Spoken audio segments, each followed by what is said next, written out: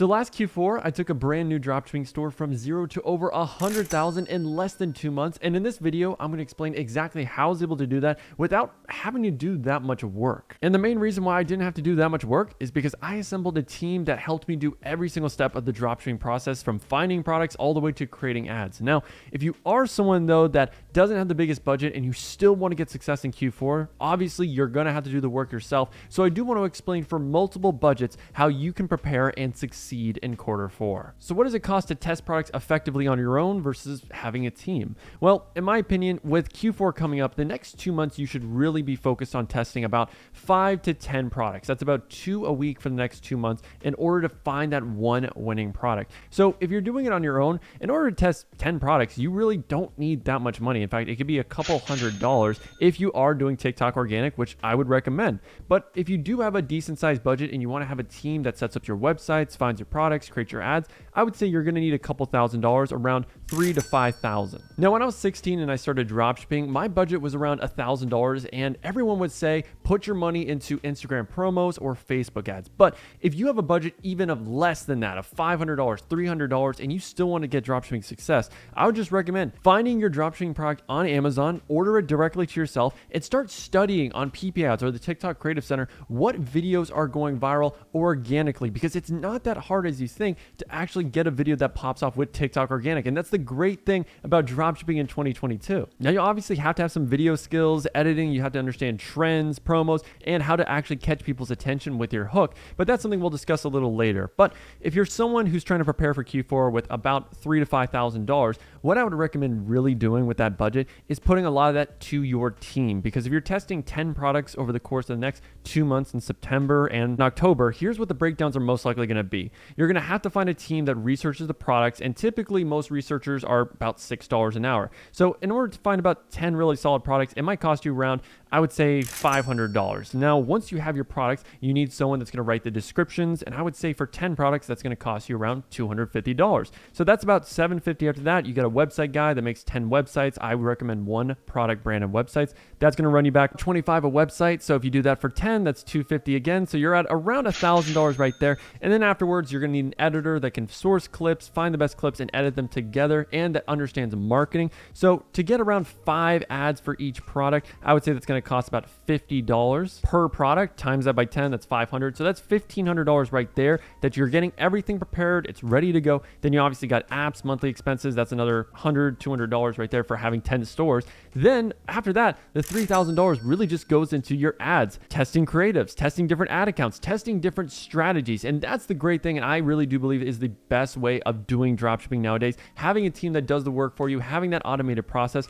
But obviously, it's easier said than done. So let's break it down step by step. Now, before I get into my next point, this video is sponsored by my agency, Blue Ocean Digital Miami. How crazy is that? So if you do want to work with my team of experts that can help you find winning products for you, build your website for you, create winning ads with UGC content creators, and also manage your ads for you to help you scale your next or first winning product, you can book a call down below and work with my team. So as a dropshipper preparing for Q4, you should have at least 5 to 10 products that you're really going to go hard in testing new creatives and sticking with them. You don't want to just test them for a day or two and then you get rid of them, because a lot of times with products, you just need to find the right marketing angle and find the right audience that is going to be profitable for you to scale in. So in order to find that list of 5 to 10 really solid products, you got to have a great criteria. So for me, these are the main things I look for. It has to be a high quality product. It cannot be something that looks cheap or something I can buy at a dollar store, or be something generic. A lot of home decor products for me can't really be branded because they're so generic and you can find them anywhere. Also, it's got to be a product that creates a desire. So if I'm selling a chain, it's got to look cool. It's got to have different angles and clips out there where I can demonstrate and make it look cool, unless I'm filming content by myself and I know I have the skills to make it look cool. And if it doesn't really create a desire, then it has to solve a problem. It has to make your life easier. It has to save money, save time, whatever it is, but the product has to solve a problem that is worth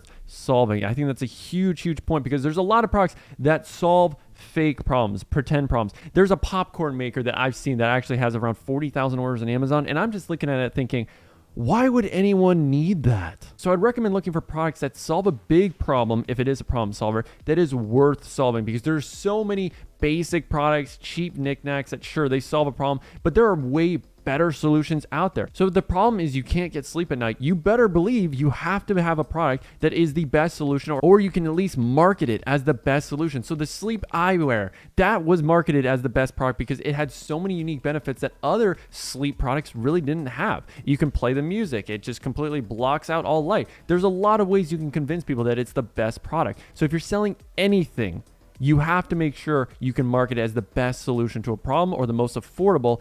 Otherwise, there's no reason for someone to buy it. Now, if you do have some money and you want to build a product research team to find you products like this right here, what I would recommend doing is going to Upwork, going to onlinejobs.ph, and you're going to have to do a lot of trials because there are tons of product researchers out there that when you do job posts, they will respond. You'll get hundreds of applicants and you need a way to verify their skills. So what I would recommend doing is do a trial where for about 5 hours, you'll pay them their hourly rate for 5 hours, see what type of products they bring back. And you should have an SOP video that you can send to them saying like, hey, here are the niches I like. This is what I look for in a product. And then after watching that video, you let the product researcher go to work, and whoever brings you products that are genuinely interesting to you, that you think are winners, are the ones that you keep onto your team. And once you do that, you negotiate. I would recommend getting them into Hubstaff. That way you can go into Hubstaff, you can track what they're doing every single day in terms of the hours they're working, because a lot of times you're just going to pay them hourly. And I would also recommend paying them a bonus for every winning product that they find. So right here, I have one of my researchers. I can see he did 4 hours of research today. And with this platform, it also takes screenshots of the screen of your workers so that you know that they're on task and they're not just doing 4 hours, but really they're just browsing YouTube. And I have a load more tips in this product research video right here of how to find winning products. So once you find a list of products that you are ready to go hard with in Q4, how should you actually set up your website? Should you do a general store, one product store, niche store?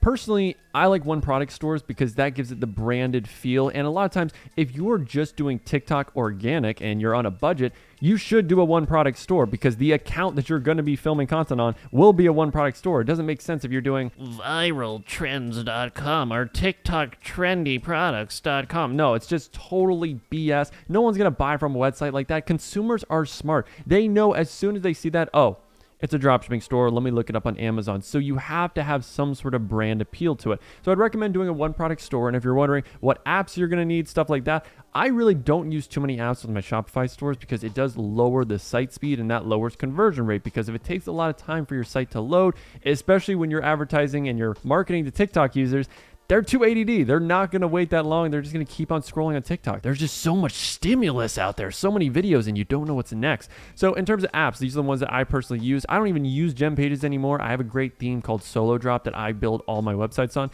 So I do use LAI product reviews. I mean, Dezzers, CJ Dropshipping are both for just order fulfillment. And then I have an email marketing and SMS app. I keep it super duper simple. You can also use Crush.Pics to optimize your photos for site speed, but you really don't need more than this if you have a great theme that already has a sticky add to cart built in and other features built in, which Solo Drop already has. And this is exactly how we test every single product at my agency, and that's how we get great results, because one product brands always have the best conversion rate. And if you can do them at scale and you have a system in place, it really doesn't take too long to build a one product store. In fact, it makes sense to do so. So as we can see right here, you want to get some branded good product images. For product images, I like to have a mix of graphics, white background, also some nice photo shots of like a person holding it like this. It looks realistic and you actually get a good feel for what it will look like. So this train humidifier, we scroll on down, we got the different colors, sale ending soon, buy with Google Pay. Again, lowering the amount of friction so that if someone is really interested, they can buy right now. Then we got 30-day better than risk-free guarantee. This is just good stuff for our customers to know to increase the trustworthiness and make it seem like a no-brainer decision. So we scroll on down,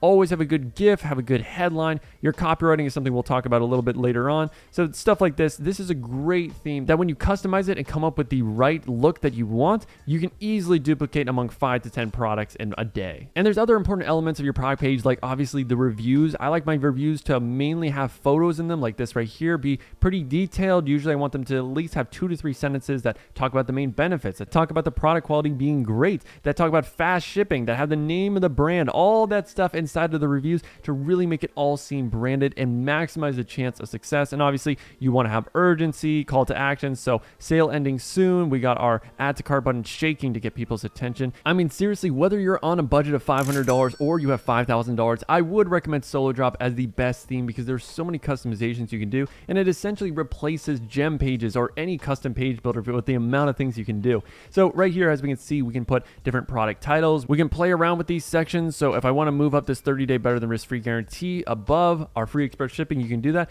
You can customize the way, the feel on mobile versus desktop, and obviously you want to make sure you have a theme that is optimized for mobile. So let's take a look. We got a good GIF that we can change easily, so it's just an image with text. We got our headline that looks nice, it's bold. We got our text that we can customize pretty easily. By going into the typography section, we can do cabin bold, and obviously I would actually personally recommend doing the serif fonts because they're the easiest to load, so that really helps your site speed. Then other things, we scroll down. I mean, I personally like to write 3 sections for my descriptions. Maybe you do 2, maybe you do 4, but it's so easy to create new sections. I'll actually show you right here. So you just go down, add a section. You can choose what you want it to look like. So image with text would be like this right here, this image and then text. You can add a rich text element. So maybe this is about social proof. So over 10,000 happy customers, but really you can customize it to your heart's content, which is amazing. You can do so many cool things. If we go to the theme settings, it has that automatic sticky add to cart, which I have not seen from any other theme out there. So that's really, really cool that you can enable this sticky add to cart whenever you want. And that's what it'll look like. I know the other one that you saw actually is an app that I use. And honestly, I think this one looks better to me.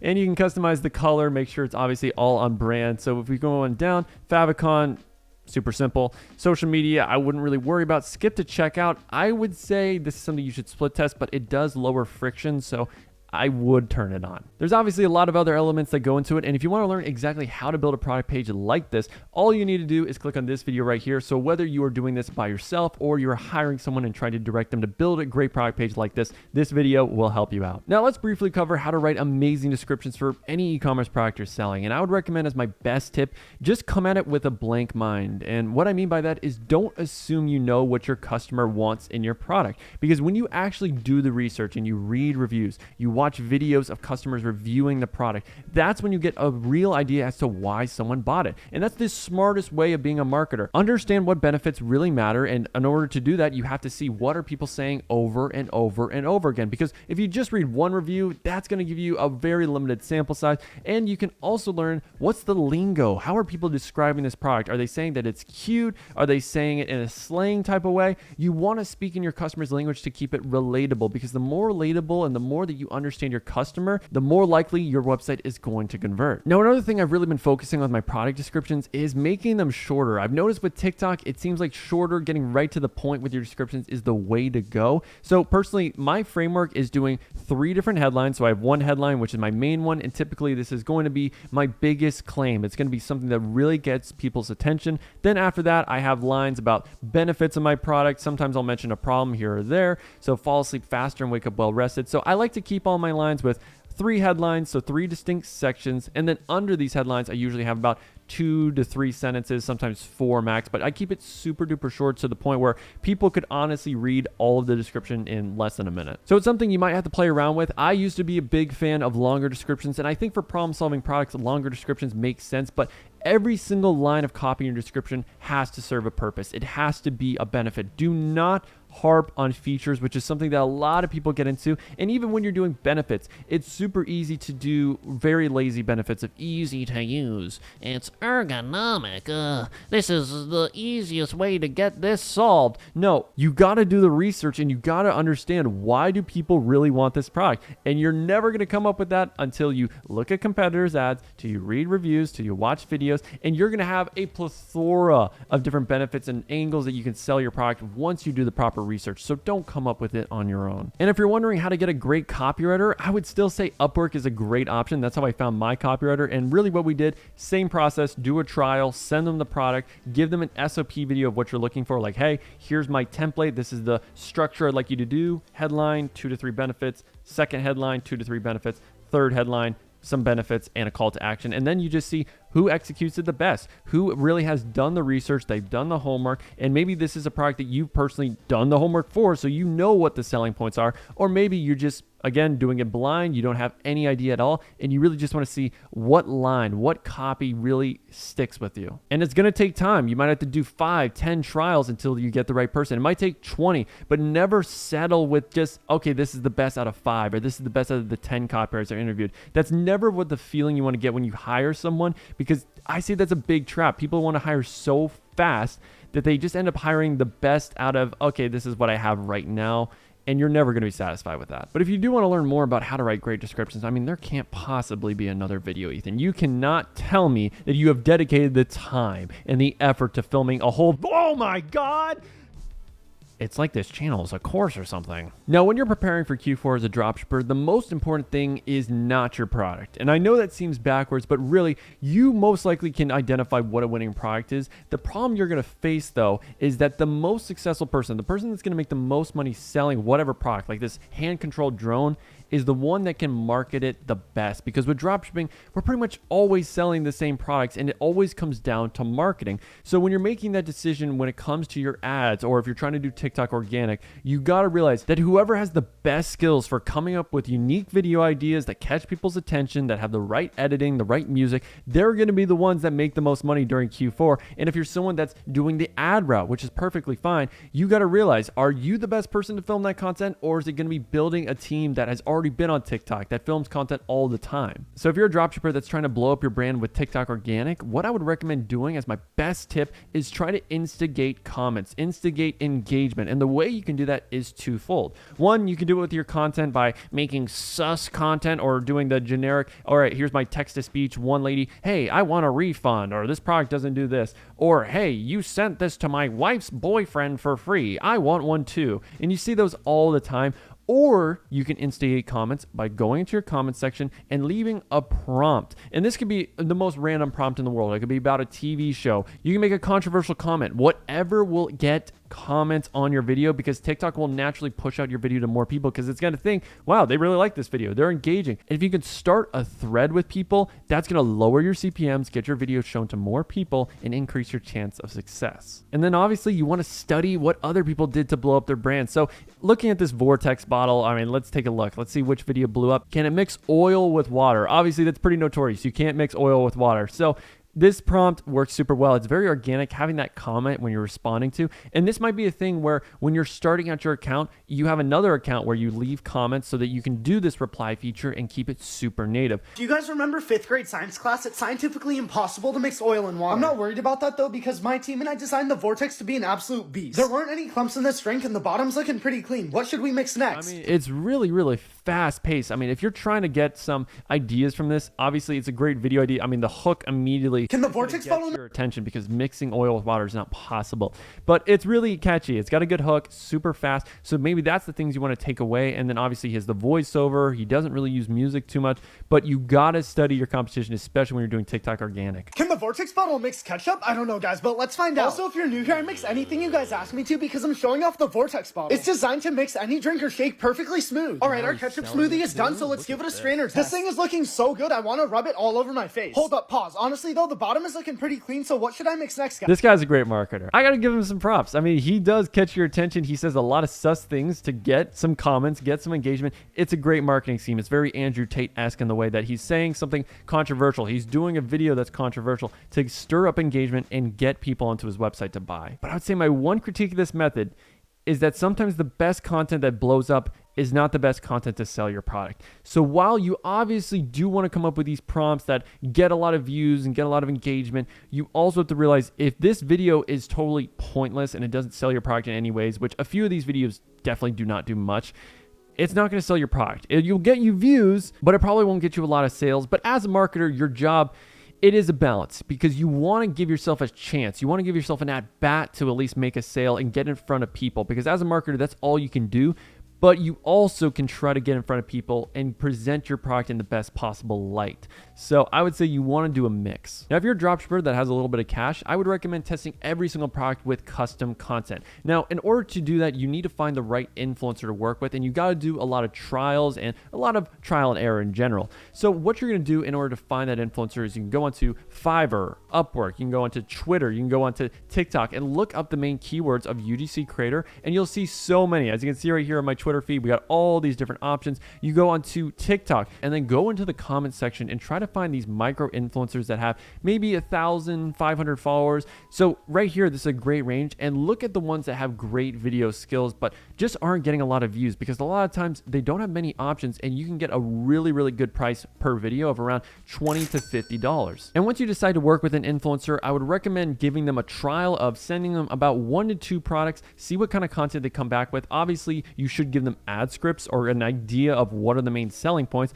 and then just see what the creator can come up with. They are a creator at the end of the day. You have hired them to try to come up with unique ideas, but they're not marketers. So you should give them the main talking points and make it mandatory for them to say specific selling points about the product. And then when you're coming to tracking their work, I would recommend doing Monday.com or Trello, so you have all the products that you've assigned to that influencer right in one place. You can give them a deadline date so they know exactly when to get back that content. You can keep track of the status. Did you order that product? Have they received the product? Are they filming the content? And has that content been approved? So this is personally how we do it at my agency, and we can track if something is late, if it's on time, and we know if that influencer is reliable. But if you want to learn more about UGC content, I almost feels like I have a whole video dedicated to that. Now, in terms of testing products, obviously, if you're doing the TikTok organic route, you're just going to have to keep on coming up with content every single week. And if you're wondering, I would say posting around 2 to 3 times a day is the ideal number. And there are charts about what's the best time to post, Eastern Standard Time. And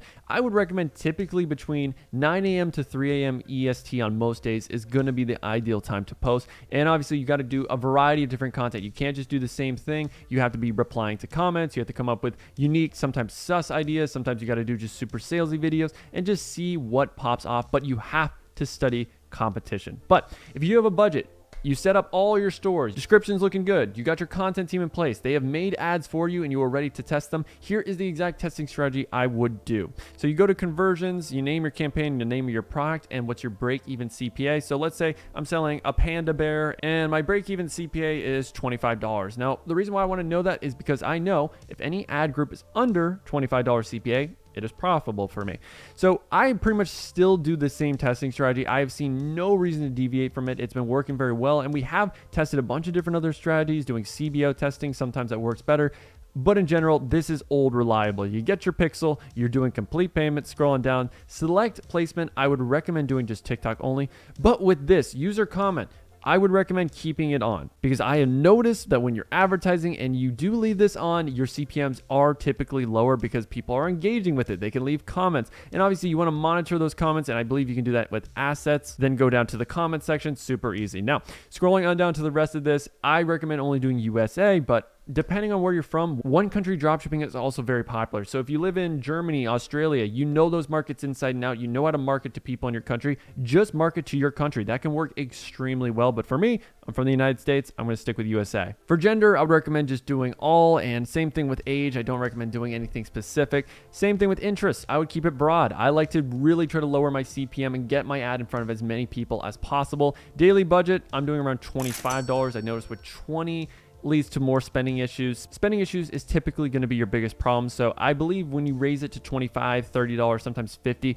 it will spend more consistently. And I do like to do day parting as well. I like to do it from around 7 to 11. So right there, as you can see, dragged it all out. And then final thing, conversion. I like to do lowest cost. And then after that, you just upload your 3-4 ads. I don't recommend going more than 4 ads when testing initially. So you do your 4 ads, then you duplicate that ad group 4 times. They're all going to be exactly the same. So you'll have 5 ad groups, $125 a day, 4 creatives that are exactly the same in each ad set. And obviously you're going to put the logo, put the brand name. With text, I would say this really doesn't matter. I mean, you can just do your main headline. So your headline right here, then you're good to go. Put in your normal product page URL.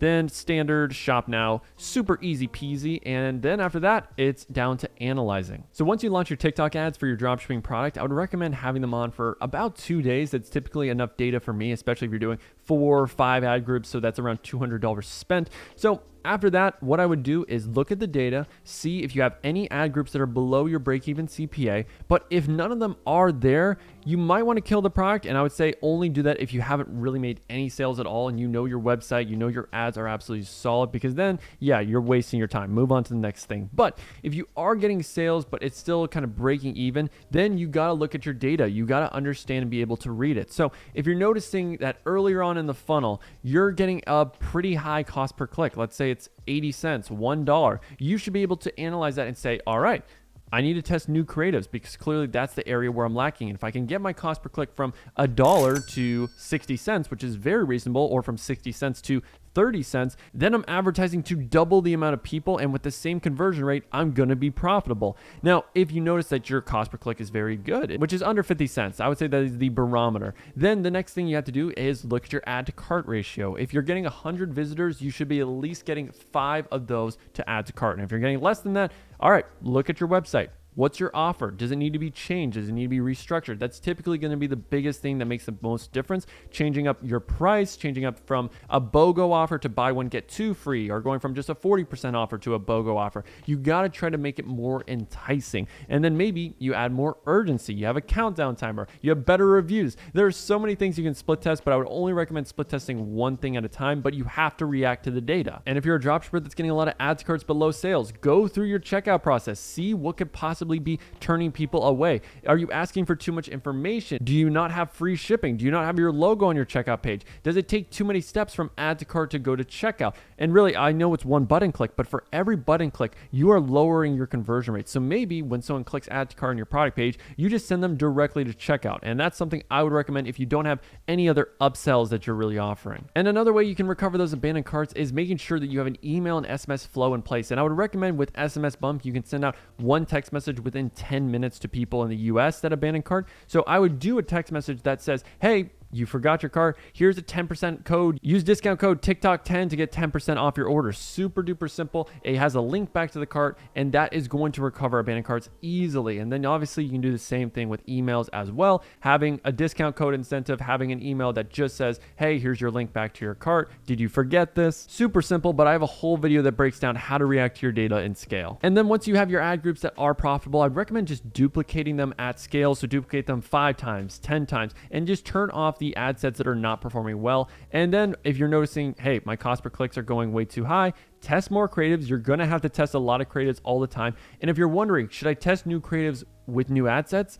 I personally do a mix of both. I like to test new creatives in an all new campaign dedicated for them. So I would do another 5 ad groups, $25 a day, then have my new creatives. And then in my existing creatives where I'm noticing there's ad fatigue, I will put my new creatives in there. And a lot of times that will work as well. But if you want to be careful with it, have those creatives tested in another campaign. And then once you know what the winner is of those new ads, then you put that into your existing ad sets that are already running, that already are data optimized, but they just need a new creative. And I would say my final tip for scaling is do not be a one-trick pony. There are other platforms outside of TikTok available to you. Facebook, if you have a pixel installed onto your store and it's getting all this data, you can do retargeting ads on Facebook. Just make sure you have the right aspect ratio, the right feel. And a lot of times you can repurpose your ads on TikTok. You don't even have to do anything and just upload them onto Facebook and they will work perfectly fine. But always look for an advantage. When people are zigging, you need to zag. And I know TikTok is really hot right now, but even me as an agency owner, I'm looking for those undercover ad platforms. And right now, Pinterest